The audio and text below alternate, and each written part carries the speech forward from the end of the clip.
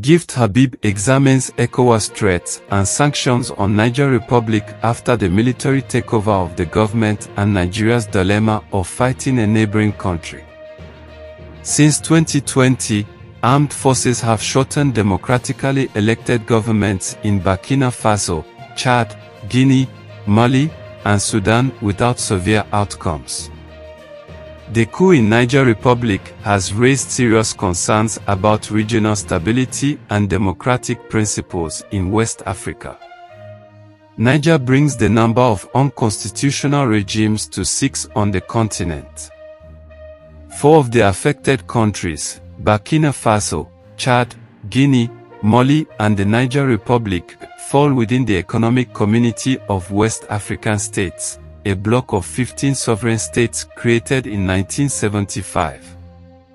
Niger, a significant uranium producer and a key Western ally in the fight against Islamist militants in West Africa's Sahel region, was thrown into a coup on July 26, 2023, when the democratically elected President Mohamed Bazoum was detained by some military officers, led by General Abdourahmane Tiani.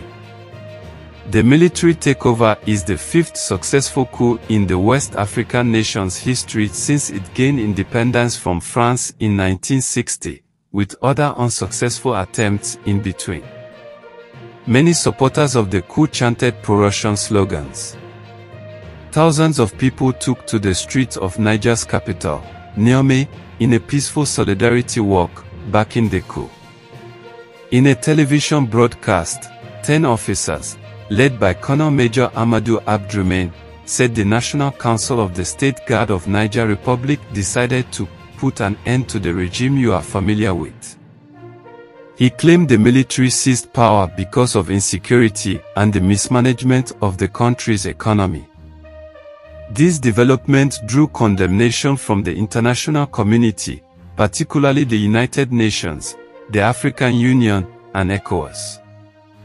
On July 30th, the ECOWAS chairman, President Bola Tinubu, slammed a battery of sanctions against the junta and gave them a week's ultimatum to restore Bazoum to office or face military action. ECOWAS also closed all land and air borders between member countries and Niger and suspended all commercial and financial transactions with the junta.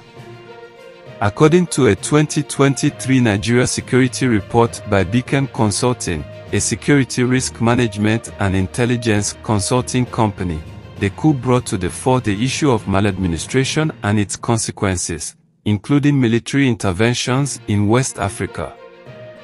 The firm said the development also triggered a discourse on the international relations principle of non-interference in internal matters of sovereign countries and the defense of democracy. The report further noted that the political situation in Niger engendered tension within the broader West African region. Given the ongoing standoff between ECOWAS leadership and the Nigerian military government, there is a realistic possibility of an armed confrontation breaking out in Niger. There are also risks of a humanitarian crisis in Niger, which may impact neighboring countries. On August 3rd, ECOWAS sent a 3-man delegation to the country, which left the following day, failing to secure the return to power of Niger's elected government. The delegation was led by a former Nigerian head of state, Abdul Salami Abubakar, who was scheduled to meet the coup leader, Abdourahmane Tiani, aka Omar, to present the bloc's demands. However, the coup leaders on August 3rd announced that they were ending the mandate of ambassadors to 4 countries, as they faced international pressure to restore Bazoum. On August 4th, Nigeria urged the international community to remain resolute in its support for the ECOWAS stance to return the country to democratic rule. The federal government expressed concern that the success of the coup in Niger would significantly dampen ECOWAS' reputation, especially if the country joined the ranks of others that were governed by unconstitutional leaders. President Tinubu on August 4th wrote to lawmakers in Nigeria, seeking their support for the sanctions and military action. His letter included a reference to a military build-up and deployment of personnel. Meanwhile, Bazoum appealed for an end to the coup, stressing that it reversed the security and prosperity his administration worked hard to achieve since he was elected in 2021. Describing himself as a hostage, at the time of writing the letter, Bazoum warned of the expansion of military rule in the Sahel region if Niger was to follow in Mali and Burkina Faso's footsteps. Beyond Africa, Germany urged continued mediation efforts, with a foreign ministry spokesman expressing hopes that such mediation would lead to a political solution. The US then decided that it would halt some of its aid programs in Niger. In a statement, US Secretary of State Antony Blinken said, "The US government is pausing certain foreign assistance programs benefiting the government of Niger."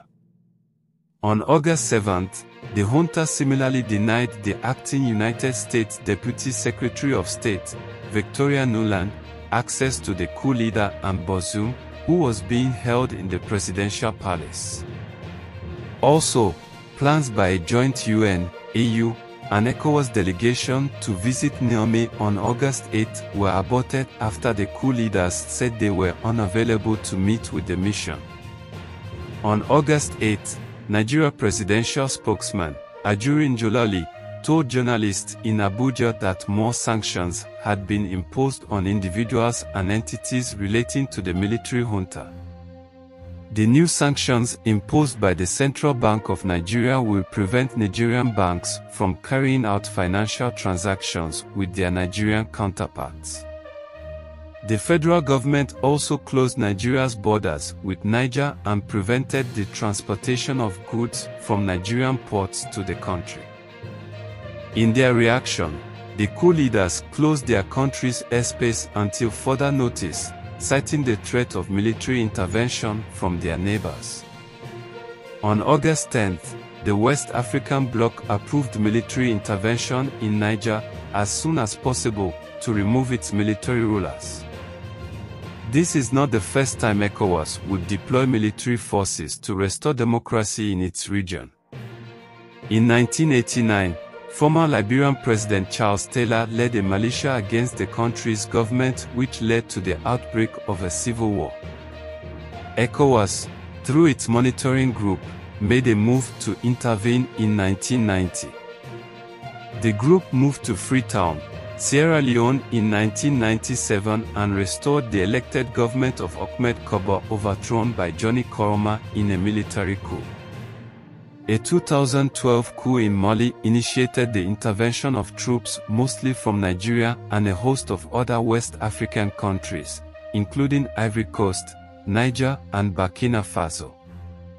The most recent intervention was in 2017, led by Senegal in the Gambia to force out Yahya Jammeh, who refused to concede defeat to Adama Barrow in the 2016 election. After weeks of resisting diplomatic overtures from the United Nations, EU, ECOWAS, and the United States, the junta finally agreed to talks with the regional body to resolve the political crisis in the Sahel country. The positive signal from the military leaders followed a meeting with a group of Nigerian Islamic clerics in Niamey on August 12. The ulamas, led by Sheikh Bola Lau, met with the coup leader, General Abdurrahman Tchiani, for several hours where they deliberated on all the issues, including the demand by ECOWAS leaders that Bazoum be reinstated.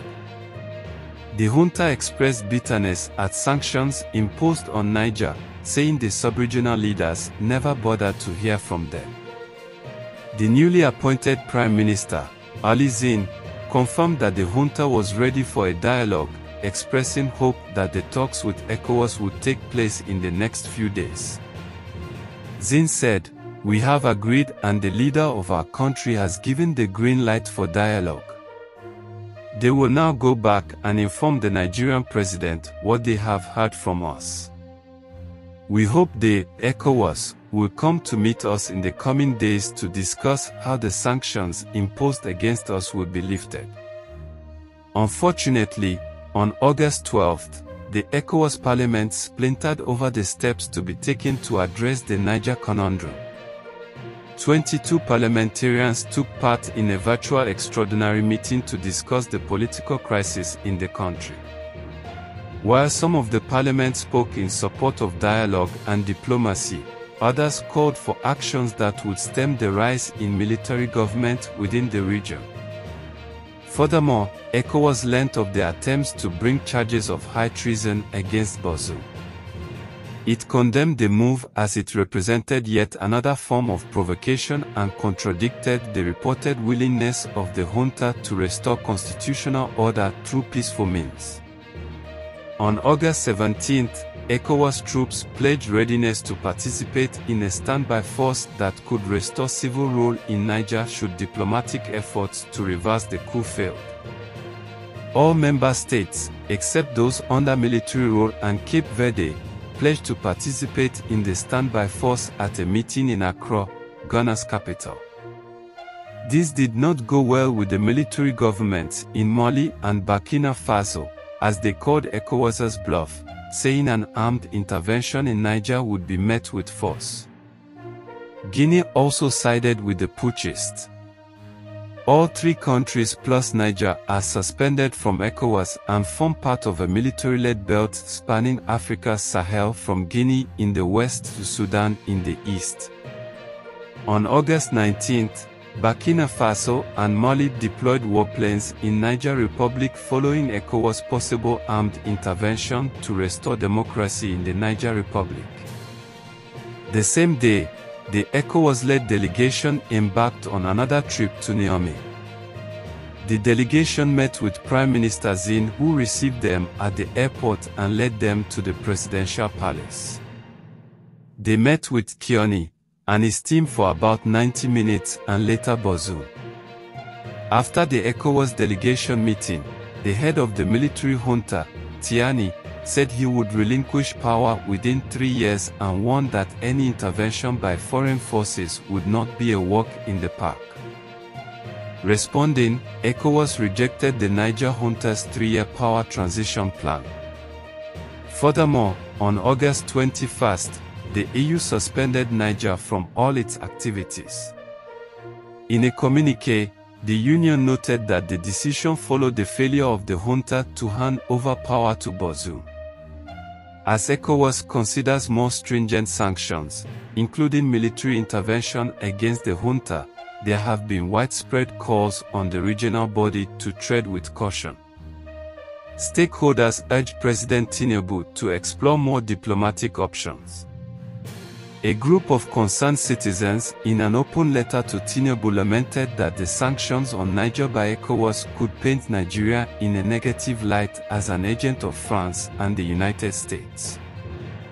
The group, consisting of a former chairman of the Independent National Electoral Commission, Atahiru Jega, and 12 prominent Nigerians, noted that the cutting off of electricity supply to Niger, breaking long-standing treaty obligation, might ultimately harm the country's national interest, especially from the perspective of the Kandoji Dam currently under construction by the Nigerian government.